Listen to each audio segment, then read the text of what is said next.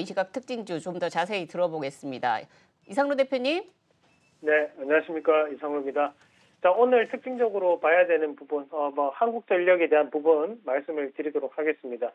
자, 일단 한국전력이라든지 항전 KPS, 한전기술, 한전산업 같은 이런 한국전력 계열사들이 유틸리티 업종으로서 안 움직이기로 유명합니다. 엉덩이가 무거운 종목군이기도 한데요. 최근 들어서 상당한 이슈가 되고 있는 부분은 결국에는 이제 우리가 한미 정상회담 이후에 지금 원전에 대한 부분에서 직접적인 협력 관계를 가질 것이다라는 부분에 대한 기대감이 이해상충이 되면서 지금 주가에 대한 변화가 나타나고 있다고 좀 봐야 되는 부분이고, 사실 이제 이 미국에 대한 바이든 정부 같은 경우에도 첫 번째로 우선시 되는 정책이 바로 일자리 정책입니다. 그 일자리 정책이 안에서도 바로 신재생 에너지 관련된 정책에 대한 부분을 가장 높게 사고 있고, 마찬가지로 이에 따른 부분에서 예산을 지원할 때도 연방정부에 대해서 신재생 에너지에 대한 부분을 별도로 승인을 해줬었거든요. 그만큼 지금 미국이 신재생 에너지에 대한 부분 자체를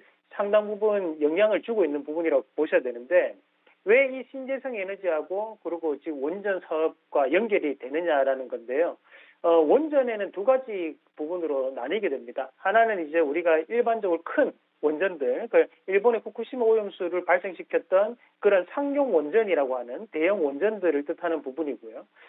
여기에서 이제 논의를 했던 것은 이 대형 원전을 얘기하는 게 아니고 소형 원전. 그래서 우리가 이런 소형 모듈러 원전을 SMR이라고 하는데, 이 최근에는 이런 SMR 자체가 우리가 이 신재생 에너지와 상당히 밀접한 관계를 가질 수 있는 부분이라고 해석을 하고 있고, 유럽에서도 이 원전에 대한 부분 자체를 신재생 에너지에 포함시키겠다, 말겠다, 이런 얘기들이 계속적으로 나오는데요. 그것이 대형 원전을 얘기하는 게 아니라 제가 앞서 말씀드렸던 SMR에 대한 그 원전을 얘기하는 부분이라는 것을 좀 더 알고 가실 필요가 있습니다. 자, 그러면 이 소형 원전들이 지금 현재 이 신재생 에너지와 연결되는 부분이 분산형 전력에 대한 부분 자체 전원을 구축할 수 있는데 상당히 용이하기 때문에 지금 이슈가 된다라고 좀 보셔야 되거든요.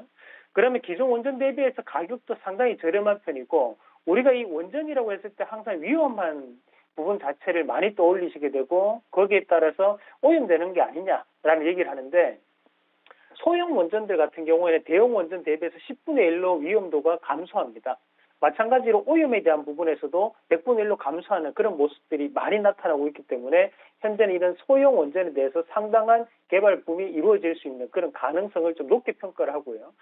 거기에 대해서 이제 신재생 에너지에 대한 부분 자체도 부각이 함께 되는 상황이라고 좀 보시는 게 맞겠죠. 그래서 전에 같은 경우에도 이런 풍력 관련주에 움직일 수 있었던 것은 그런 이유 때문이라고 좀 보셔야 될 것 같아요. 자, 그러면 거기 안에서도 우리가 왜 한국전력에 대한 기업의 분위기가 바뀌고 있느냐라는 거죠.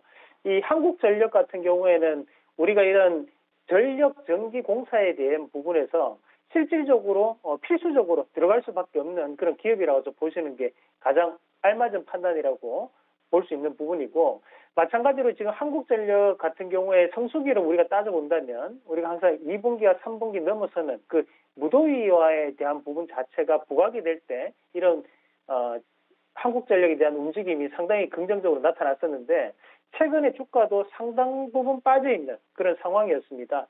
거기에서 원전적인 부분 자체에서 직접적인 기술력을 보유하고 있는 한전기술이 대장격이라고 봤을 때, 이 한국전력 같은 경우에는 뒤에서 묵묵하게 지분에 대한 구조가 이슈화가 되면서 올라갈 수 있는 그런 종목군이라고 보고, 최근에 들어왔던 이런 외국인과 기관에 대한 매수세는 지금 주가가 좀 더 저렴하다는 것을 나타내는 그런 보조지표가 아닌가라는 말씀까지 함께 드리면서, 단기적인 반등 가격은 상단인 28,000원 밴드까지 박스권 상단까지는 가능할 거라고 보이고요. 대신 우리가 좀 더 트레이딩 관점에서 한번 접근해 보겠다 하시는 분들은 이 한국전력 같은 경우에 빠른 움직임이 나타나는 것은 아니에요. 일단 유틸리티 업종 특성상 빠르게 움직이기보다는 좀 더 스윙이라든지 중기적 관점에서 길게 보는 전략으로 바라봐야 되는 거고요. 좀 더 빠른 움직임을 위해서는 대장적으로 볼 수 있는 한전기술이라든지 또는 한전 KPS 같은 종목군들 좀 더 주목해보자는 말씀을 드리겠고, 자, 대신에 나는 금액이 좀 적다, 그래서 중소형주 위주로 좀 더 공략을 하고 싶다 하시는 분들은 계열사로서 이제 한전산업이라는 기업도 있습니다. 이 한전산업 같은 경우에는 유지 보수라든지 관리를 담당하고 원격 검침에 대한 부분 자체가 캐시카우 역할을 하고 있는 기업이거든요. 그러면 이 기업에 대해서 우리가 좀 더 리드미컬하게 움직일 수 있는 그런 움직임을 기대를 한번 해볼 수 있는 부분이고요.